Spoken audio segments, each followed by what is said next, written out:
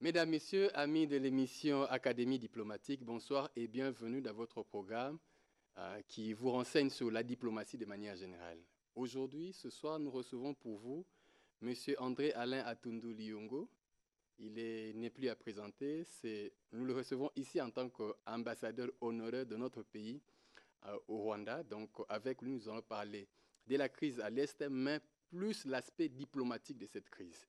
D'abord, bonsoir, Monsieur André Alain Atundu Liongo, bonsoir. Bonsoir. Pour les gens qui nous suivent en ce moment, une de nos premières questions, c'est d'abord votre regard, disons, votre définition du concept diplomatie de manière générale.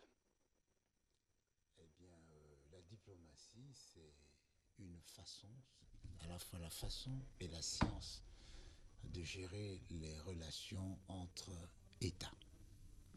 Ok, Monsieur Alain. Alors, notre préoccupation, une seconde préoccupation, c'est par rapport à nos rapports, c'est-à-dire le rapport entre la République démocratique du Congo et le Rwanda. Avec votre expérience de l'ancien ambassadeur, alors si vous pouvez nous faire un petit rappel plutôt historique de ce rapport depuis la nuit des temps. Ah, la nuit des temps. Mais logiquement, d'après l'histoire commune que nous partageons avec le Rwanda depuis qu'il a été mis. Académie diplomatique reçoit ce soir pour vous Monsieur André Alain Atundu Liongo. Bonsoir Monsieur Atundu. Bonsoir. Il n'est plus à présenter, c'est notre ambassadeur honoraire en République du Rwanda. Donc, c'est par rapport à ces titres que nous le recevons ici sur ce plateau. Nous allons parler de la crise à l'est du pays, mais surtout l'aspect diplomatique de cette crise. D'abord, première préoccupation, comme d'habitude dans cette émission, c'est le concept diplomatie. Qu'entendez-vous par la diplomatie, Monsieur Atundu? Mais je pense que la diplomatie est à la fois une pratique, une science et un art.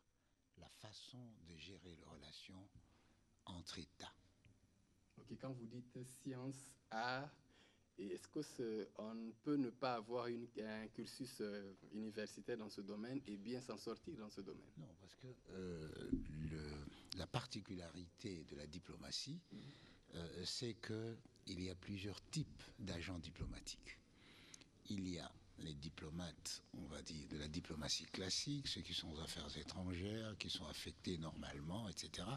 Mais il y a aussi les agents de la diplomatie secrète qui sont des acteurs en fonction de l'intérêt et de leur capacité à résoudre un problème généralement quelconque.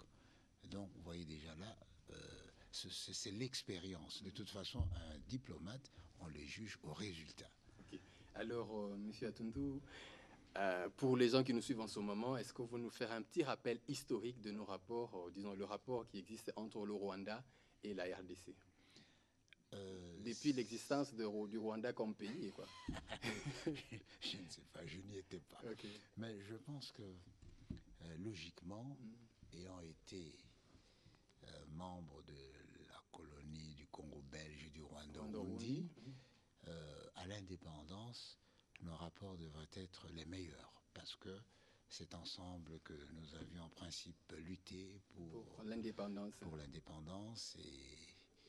Mais malheureusement, depuis, je pense, la révolution de 58, qui a vu beaucoup de Tutsis émigrer vers le Congo pour des raisons politiques, le Congo, du moins cette partie du Congo, a toujours représenté l'espace pour les Rwandais qui n'étaient pas d'accord ou en phase avec l'autorité. De l'autre côté. Voilà. Alors, il y a eu des Tutsis, que ce soit sous la période coloniale déjà, vers la fin, sous Kaibanda, évidemment, et sous Abiyarimana, Mutatis Mutandis. Alors maintenant, les Tutsis sont arrivés, ils ont chassé les Hutus, bon gré mal gré, ils se sont déversés chez nous, 1 million, et donc, pour le pouvoir en place, c'est un espace dangereux qu'il faut maîtriser. Parce qu'ils venaient de l'autre côté avant de traverser. Oui, mais ils venaient de chez eux. Donc, je vous ai dit que c'est toujours un repère des gens qui ne sont pas désirés par le pouvoir. Donc, c'est normal qu'aujourd'hui, les autorités de Kigali cherchent à maîtriser l'espace où se trouvent leurs compatriotes. Ça, c'est, je parle des aspects diplomatiques. Bon. Il y a eu, du temps de Kaïbanda, bon, les divergences n'étaient pas importantes, n'est-ce pas? Tout simplement, il y avait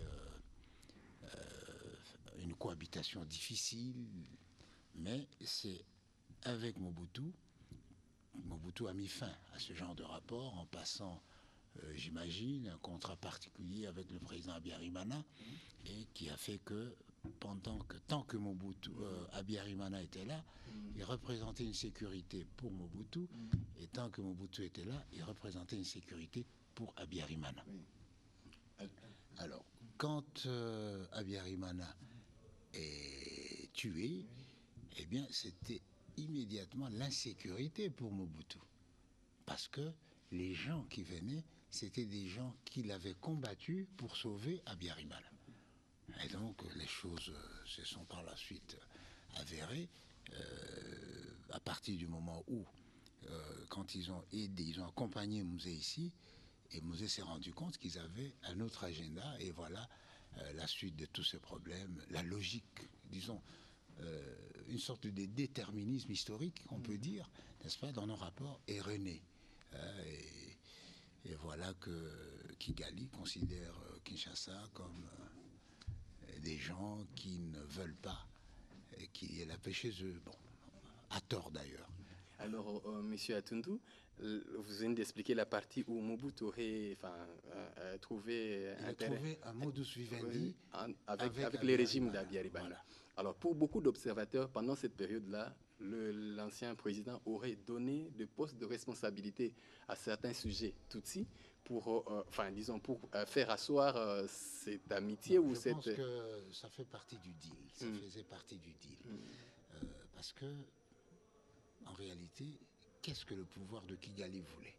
Voulait que les sujets qui sont ici, les sujets Tutsis, ici, ne puissent les gêner, soit en exigeant un retour intempestif, soit en organisant une résistance ici. Alors, le président Mobutu lui a donné des garanties et je crois qu'il a passé un deal avec la communauté Tutsi par le directeur, celui qui était devenu directeur du bureau, M. Bisengimana. Et voilà, c'est ainsi que, bon, grâce à cette action politico-psychologique, M. Bisengimana et Mobutu ont siphonné toute l'élite Tutsi qui pouvait poser des problèmes à Abiyarimana. Et ici, le président leur a donné l'espace, le pouvoir, la nationalité, etc. Vous vous souvenez qu'en 1971, il y avait une loi qui donnait la nationalité collective à tous les Rwandais. Et donc, il s'agissait particulièrement des Tutsis. Ok. Alors, je vais parler vraiment une petite parenthèse par rapport à votre affectation. Vous êtes affecté à Kigali. Comment étaient les rapports entre la RDC et Kigali pendant cette période-là?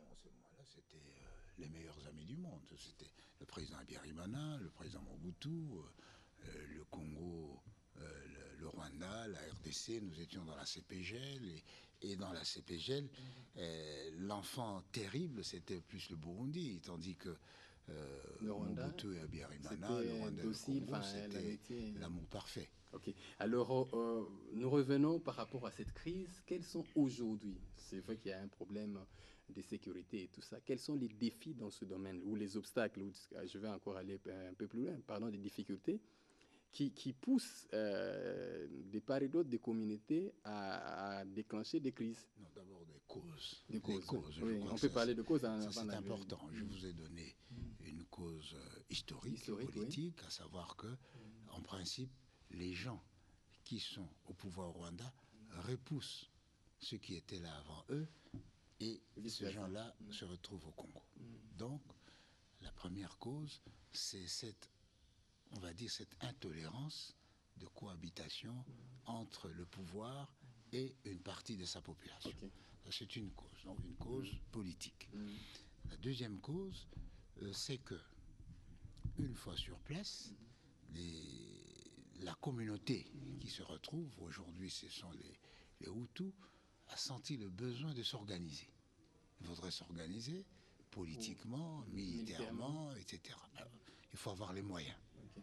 Et ils ont trouvé que sur place, dans cette partie de la République du Congo, mais il y a moyen d'exploiter du coltan, il y a moyen d'exploiter de l'or et la communauté internationale, certaines firmes arrivent, etc.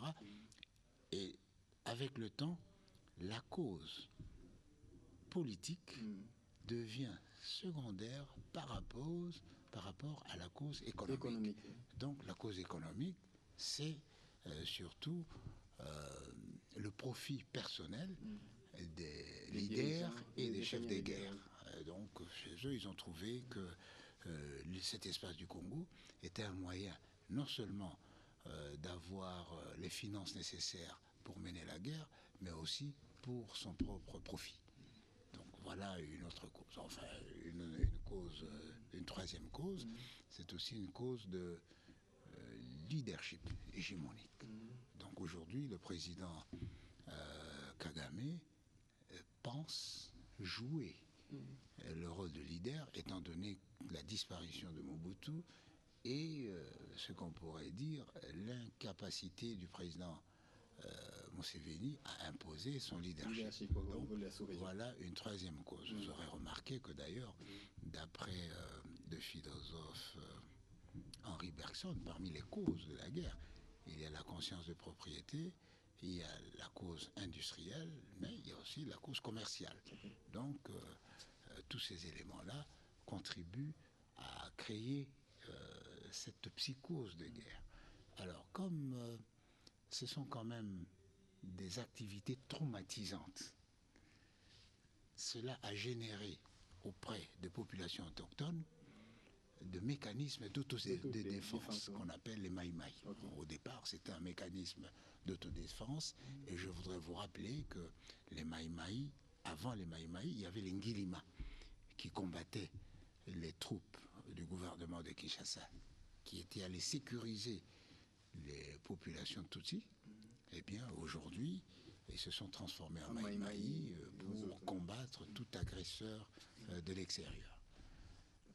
Alors là, nous sommes au niveau de causes. Alors maintenant, est-ce que par rapport aux causes géopolitiques, quelle est d'abord la perception, disons, le rapport entre les États? Parce que pour beaucoup de Congolais, le Rwanda, c'est un petit pays. On est resté un peu dans ce discours. D'abord, j'aimerais savoir pour vous, quelle est la perception des États, de la RDC par rapport au Rwanda et vice-versa.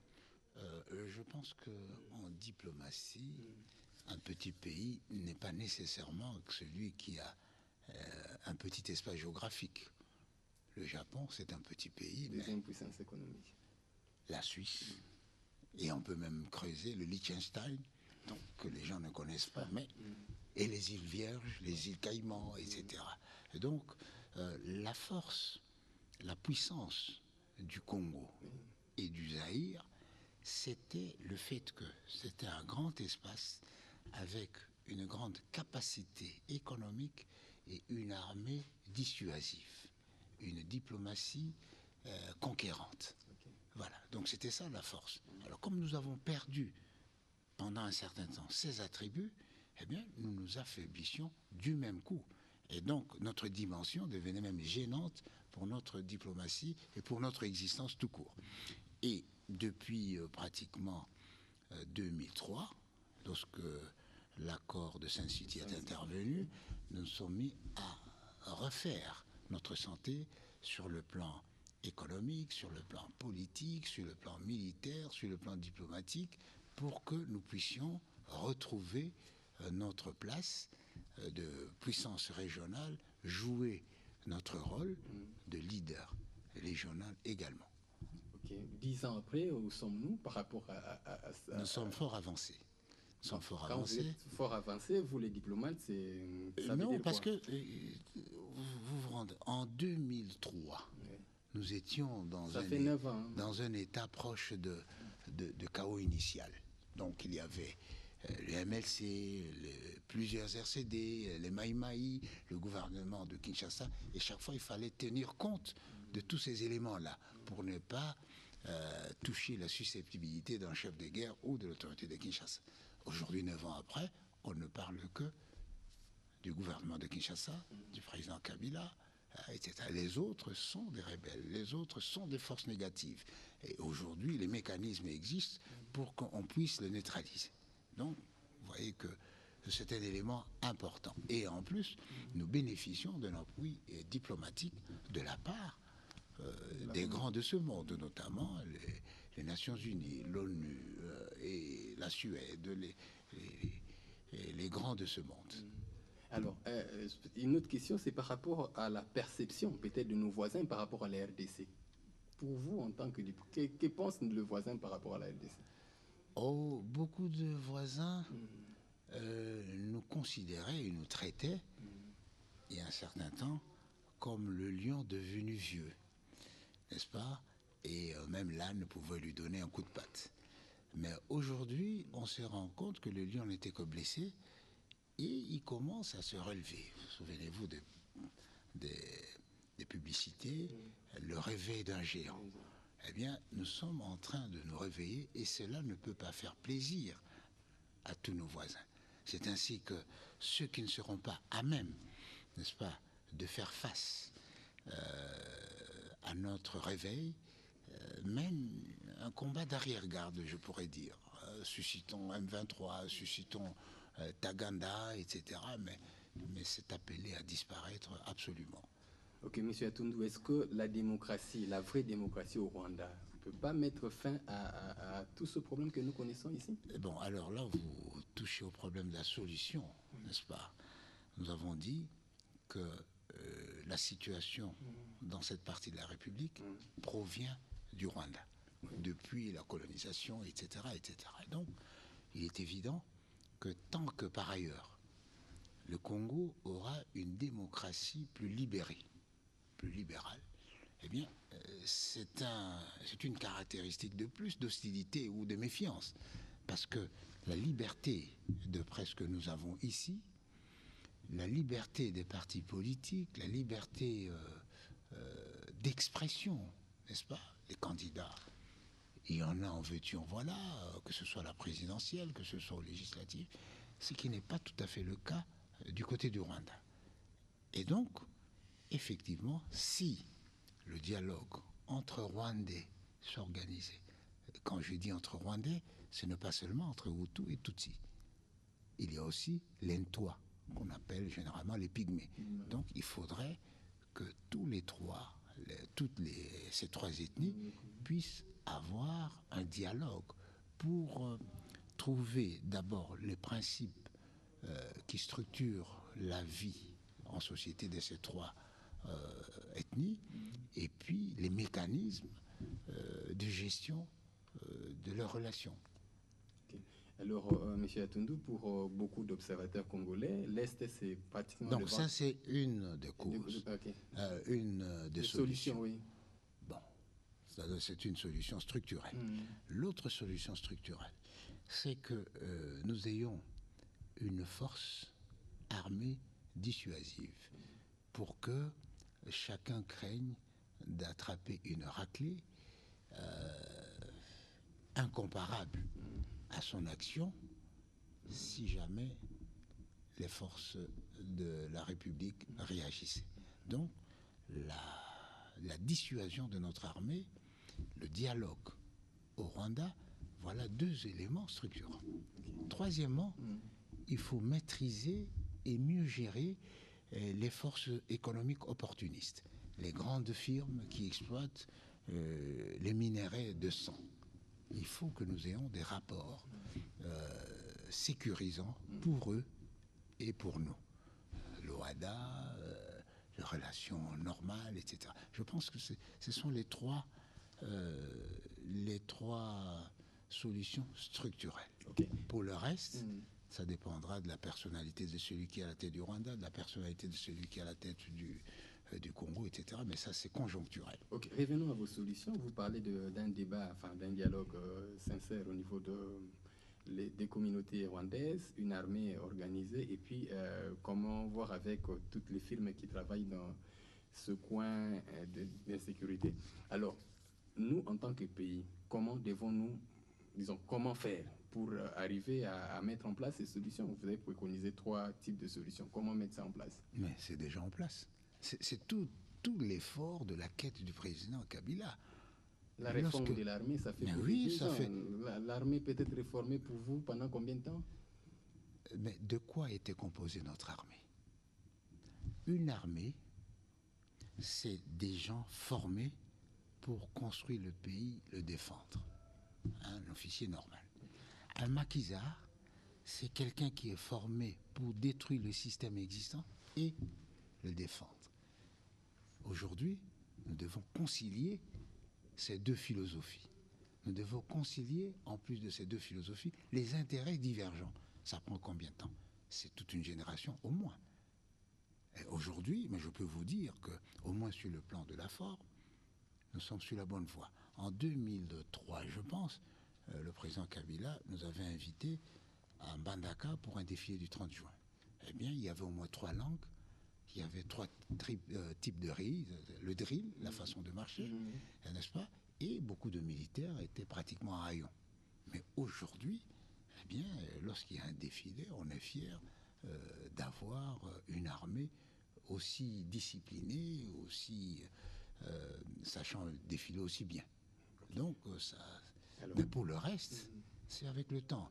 Le budget aussi est un élément qui va renforcer notre capacité dissuasive. Parce que vous le savez aujourd'hui, la guerre, c'est la guerre électronique. D'abord mécanique au départ, il faut avoir les moyens. Il faut avoir les moyens électroniques. Il faut avoir un service de renseignement performant. Et donc, tout ça, c'est le budget. Donc, au fur et à mesure que notre budget va augmenter, eh bien, de façon proportionnelle, la capacité dissuasive de notre défense, de notre force de défense, qui comprend l'armée, les services de renseignement, la police, eh bien, cette capacité va augmenter. Parmi les solutions structurelles que vous avez proposées, il y a aussi le fait que certaines firmes travaillent dans des zones en conflit et qui amènent des capitaux. Comment arrêter cette pratique si nous savons que dans certains rapports, les officiels même de Kinshasa sont cités dans certains rapports enfin, disons, c'est des rapports disons, des experts internationaux. Non, il faut d'abord créer un cadre. Oui. Le cadre, c'est la réhabilitation de la CPGL qui normalise les rapports entre les 3 pays, le Rwanda, le Burundi et le Congo.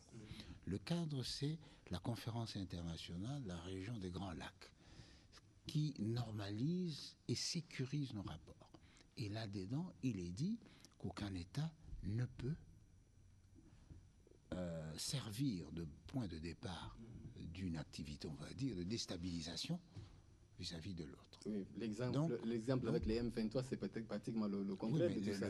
La déstabilisation, ce n'est pas seulement à cause des raisons politiques, à cause des raisons économiques aussi, je vous le dis, et à cause des raisons hégémoniques. Donc aujourd'hui, l'avantage, c'est quoi? Le droit n'a jamais empêché des infractions.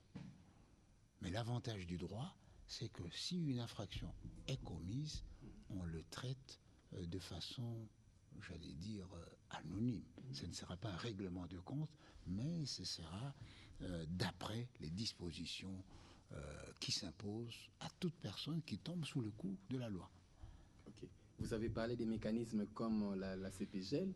Est-ce qu'aujourd'hui, le poids qu'avait la RTC il y a peut-être 15-20 ans au niveau de, disons, au sein de ces structures et le poids de la RTC aujourd'hui n'influence pas en quelque chose, disons, l'adhésion et même enfin, la sérénité des débats autour de cette organisation? Non.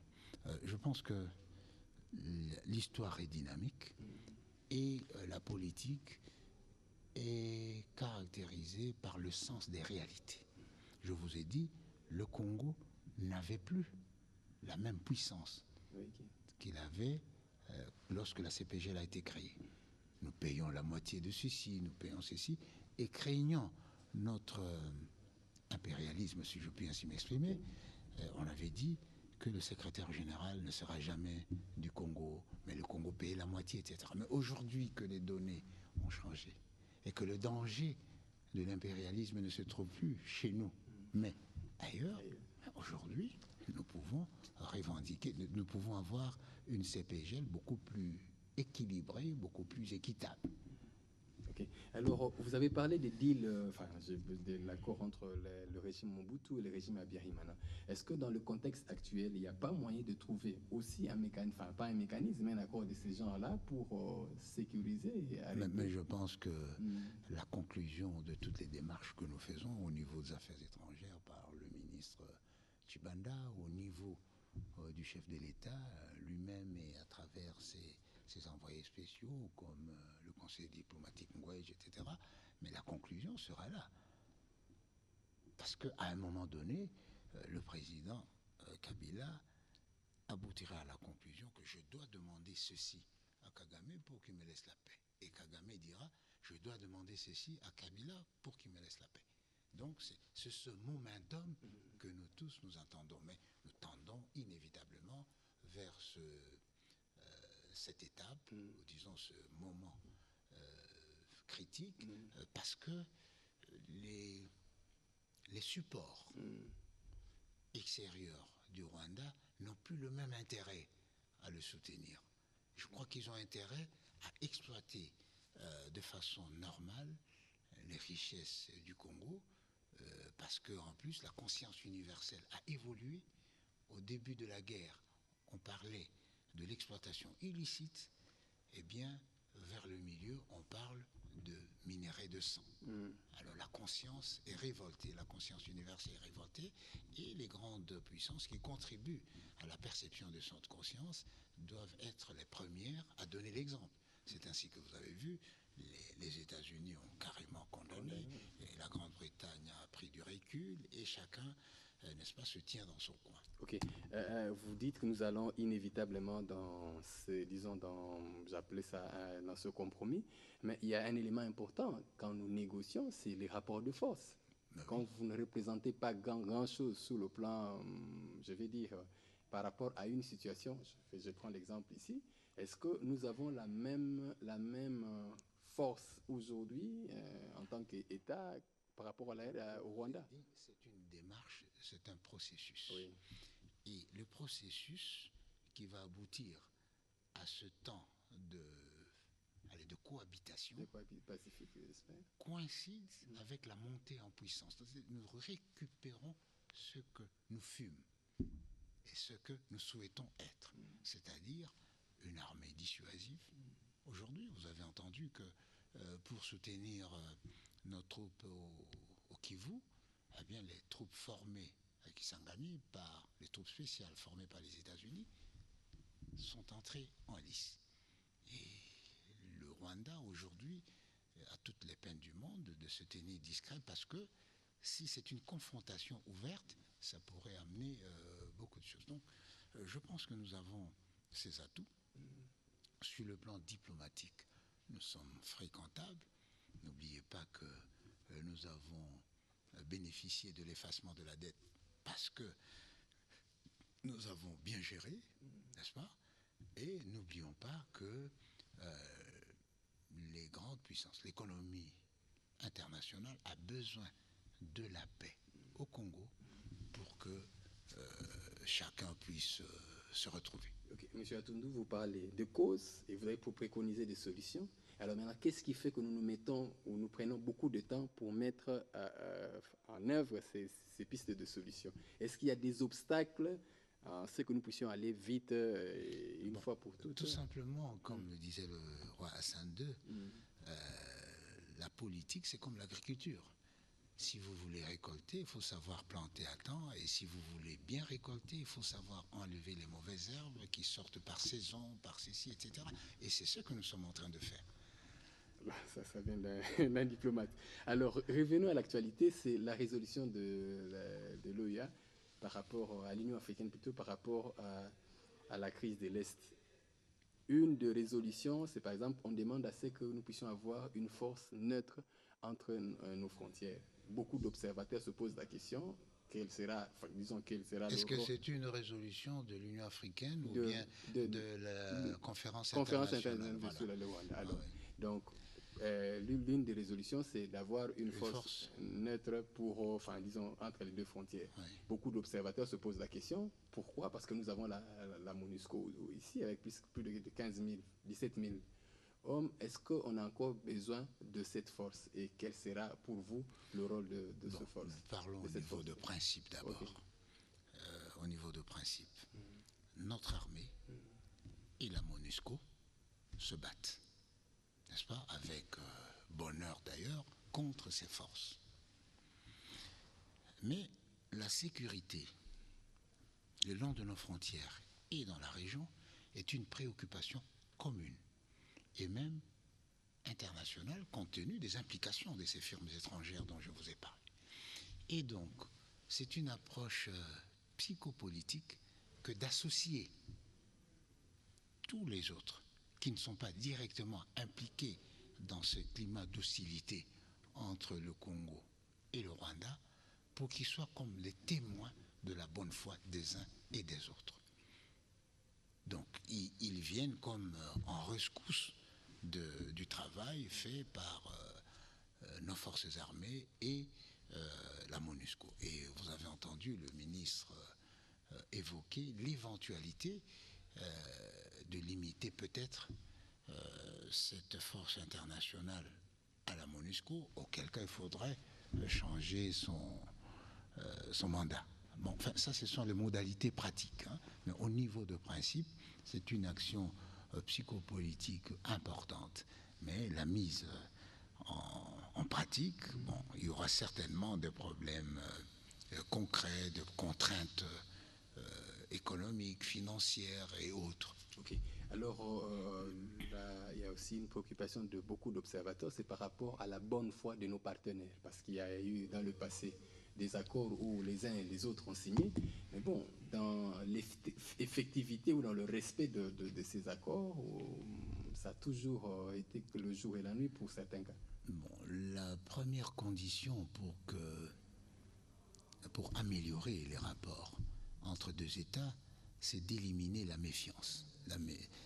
Éliminer la méfiance. Donc la confiance est posée comme un postulat que chacun devra confirmer par sa pratique quotidienne dans l'exécution des accords. Si les actes démentent les accords, alors en ce moment-là, on sera obligé de constater la méfiance, d'installer la méfiance et de constater la mauvaise foi. Mais maintenant que à la suite de la mauvaise foi de l'autre partie, si l'on peut ainsi s'exprimer d'ailleurs, n'est-ce pas, à la suite de tout ce que nous avons eu comme passé négatif, nous disons maintenant, allez, nous allons vers une voie nouvelle. La condition sine qua non, c'est de penser que chacun est de bonne foi. Comme disent les Anglais, le gentleman est convaincu que tout le monde a les mêmes dispositions que lui-même. Donc, nous sommes tous des gentlemen. Nous pensons que les bonnes dispositions de la paix que nous avons au niveau du Congo sont également partagées par les autorités rwandaises. Ok, alors un élément aussi important, c'est par rapport à la perception de Congolais en interne.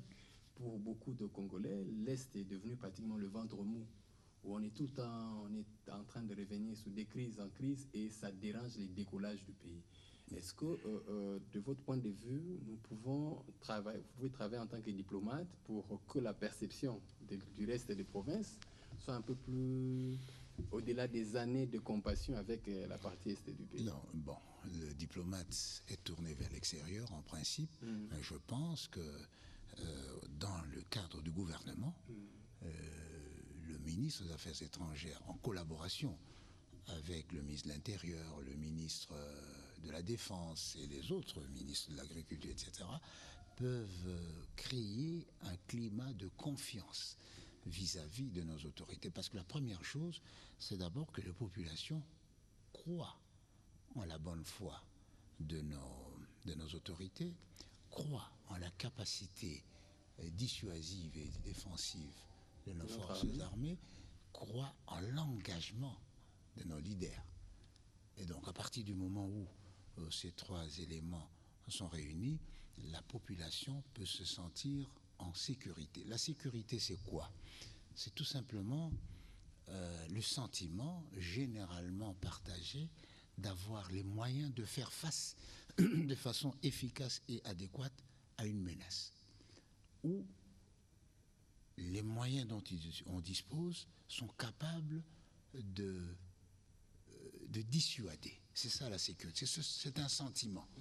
Hein, c'est un sentiment. C'est comme vous êtes à Virunga, au parc d'Avirunga, quand vous êtes dans une cabane, eh bien, qu'importe si les lions passent autour ou l'éléphant, vous dites « je suis en sécurité ». Donc, qu'importe l'hostilité autour de nous, si nous avons une force combattante, dissuasive, si nous avons une cohésion nationale à toute épreuve, eh bien, nous allons résister avec succès à tous les démons de la division et non seulement de la division entre nous d'ailleurs sur le plan interne, mais de la division de l'Afrique. Okay. Parce que n'oublions pas que le combat que l'Afrique doit mener, c'est le combat de la mondialisation, c'est-à-dire avoir une identité propre dans le monde, avoir une ambition propre dans le monde et avoir un rôle propre dans le monde. Et tant que le Congo et le Rwanda et le Burundi, dans la sous-région, tant qu'au Mali, tant qu'en Côte d'Ivoire, tant que, je ne sais pas moi encore, eh bien, c'est conditionné à la lutte pour la présence et l'existence de l'Afrique en tant qu'entité sur le plan mondial.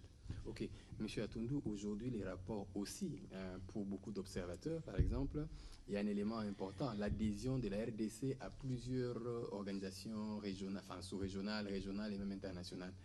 Qu'est-ce que ça apporte à la RDC au regard des conflits récurrents que nous connaissons dans notre pays? Ça apporte fondamentalement deux choses. D'abord, au préalable, je voudrais dire qu'on n'adhère pas à une organisation lorsqu'on n'y trouve pas d'intérêt. Donc, que le Congo pense que le Congo, non, c'est pour cela que je rappelle cela, qui ne pense pas que le Congo a adhéré ou a créé même la CPGL parce que le président Mobutu aimait Abiyarimana ou le président Bagaza aimait Mobutu. Non, c'était des raisons de sécurité et d'intérêt bien compris de parti. Si nous avons adhéré à la SADC, c'est pour les mêmes raisons. À la CAC, c'est pour les mêmes raisons. Donc, ça c'est un. Deux, ce sont toujours des alliés militaires. Et ici chez nous, si nous avons fait face à l'agression dont nous étions victimes du temps de Mouzé, c'est parce que la SADC nous a apporté une assistance sans faille. Et aujourd'hui, si nous parlons de notre puissance politique, c'est parce que nous sommes soutenus par toutes ces organisations auxquelles nous appartenons, dont les Nations Unies. Donc voilà le rôle bénéfique d'appartenir à plusieurs organisations. Okay. C'est qu'on ne met pas tous les œufs dans un même panier. Ok. Alors, Monsieur Atundu, il y a aussi un élément important par rapport à l'aspect économique. Par exemple, au niveau de la SADC, nous sommes pratiquement, nous représentons la moitié de la population disons, de cette structure. Est-ce que sur le plan économique, sur le plan diplomatique, il y a des actions dans ce sens-là pour, par exemple, reconquérir ou encore avoir le marché sur le plan africain? Parce que les autres vont se préparer. Demain, la SADC va se préparer par rapport à plus de, disons, à 50% de la population de cette structure. Comment nous, en tant qu'État, notre diplomatie s'organise pour faire face à cet aspect? D'abord, je vous ai dit qu'on ne peut pas adhérer quand on n'a pas d'intérêt. Et donc, quand on a adhéré, dans notre cas, nous sommes allés vers une organisation qui existait déjà, qui avait résolu un certain nombre de problèmes. Le problème fondamental que nous devons résoudre, que nous sommes en train de résoudre, c'est le problème d'intégration. Intégrer nos structures économiques, nos politiques à la SADC, n'est-ce pas? Obtenir des lois compatibles. Voilà, donc cet effort-là, nous sommes en train de le faire et avec le temps, je crois que ça ira. Ok, alors vous parlez de l'effort au niveau de la diplomatie congolaise. Alors, revenons un peu à la crise à l'est du pays. Pour les gens qui nous suivent en ce moment, au-delà de tout ce que vous venez de donner comme explication ici, à ABC, comment faire pour résoudre cette crise? Pardon? Comment faire pour résoudre cette crise? La crise? La crise à l'est. Bon, d'abord, je crois que la crise a plusieurs facettes. Okay. La crise de confiance entre les États, la crise de confiance au sein des États, parce que une partie de la communauté estime qu'elle n'est pas bien protégée, ou bien la grande communauté estime qu'elle a des accointances à l'extérieur. C'est vrai, non seulement au Congo, mais au Rwanda aussi. Parce que nous donnons souvent l'impression qu'au Rwanda, il n'y a pas de problème politique. Non, il y a un problème politique. Non seulement entre Hutu et Tutsi, mais entre Tutsi venus du Rwanda et venus de l'Ouganda et Tutsi de ceci, entre les anglophones et les francophones, et entre les Tois et entre des gens qui ne sont pas d'accord avec la façon dont le président Kagame mène. Donc, quand on parle de la nécessité d'une cohésion nationale pour le développement de la sous-région, c'est une exigence pour le Congo, le Rwanda, le Burundi, l'Ouganda et tous les pays de la CPGL et de la CIRGL. Donc, il faut que chacun y mette de sien. Et comme je vous ai dit, la sécurité devient une préoccupation commune. L'économie doit être intégrée pour optimiser, n'est-ce pas, les résultats et le bienfait et le développement. Eh bien, nous avons intérêt à nous entendre. Nous avons intérêt à nous entendre, d'abord, à arranger nos problèmes chez nous, les problèmes entre des relations, et puis nous intégrer ensuite. Okay. Donc, c'est un calendrier exaltant. Ok, merci beaucoup, Monsieur Alain Atundu. Alors, nous arrivons pratiquement à la fin de notre mission. Il y a une partie où vous devez normalement signer notre livret d'or. Mais avant d'en arriver là, en quelques minutes, quelles sont les perspectives d'avenir, disons, en termes de cohabitation entre le Rwanda et la RDC dans les 5 et 10 prochaines années pour vous? Moi, je pense que les perspectives sont bonnes dans la mesure où le Rwanda n'est pas capable de supporter un effort de guerre 10 ans de plus, parce qu'il n'aura plus les mêmes alliés, et que le Congo n'a aucun intérêt à faire la guerre, parce que le Congo a les 5 chantiers, le Congo a la révolution de la modernité, le Congo a l'insatisfaction de ses populations, le Congo a l'ambition de jouer un rôle d'intégration en Afrique, et donc la guerre ne nous intéresse pas. La guerre n'étant pas de l'intérêt du Rwanda, et la guerre ne nous intéressant pas, donc je crois qu'objectivement et logiquement, nous tendons vers la paix, la cohabitation, la coexistence, l'intégration et puis le développement communautaire. Ok, merci beaucoup, Monsieur André Alain Atundu Liongo. Donc, nous sommes arrivés à la fin de notre programme. Nous allons vous demander de nous écrire pour vous ce que vous pensez de la diplomatie congolaise dans les 5 prochaines années. À l'émission Académie diplomatique, merci et félicitations de me donner l'occasion de parler de la diplomatie congolaise, pilier méconnu de la défense de la RDC, signé ambassadeur André Alain Atundu Liongo le 20 juillet 2012. Pouvoir le porter sur le bras et à encourager les principaux diplomates. Le premier diplomate, c'est le président Kabila, il faut l'encourager. Le second, c'est le ministre Tshibanda, il faut l'encourager dans ses efforts et souvent savoir que ces efforts ne sont pas compris. Donc c'est pourquoi ils ont besoin du soutien de tous ceux qui comprennent. Parce que lorsque les résultats seront là, eh bien, ils ne seront plus les seuls à revendiquer ce résultat et chacun se croira en droit de réclamer la part de la victoire. Mais aujourd'hui, quoi de plus normal, c'est leur rôle. Aujourd'hui, ils sont seuls, c'est pour cela que nous devons les soutenir. Absolument. Ce n'est pas de gaieté de cœur que le président de la République va rencontrer le président Kagame pour parler des choses qui fâchent. Ce n'est pas pour rien ou par plaisir que le ministre Tshibanda va aller jusqu'au Brésil pour rencontrer quelqu'un qui pouvait voir ici, etc. Donc la diplomatie congolaise est vraiment un des piliers de la défense nationale.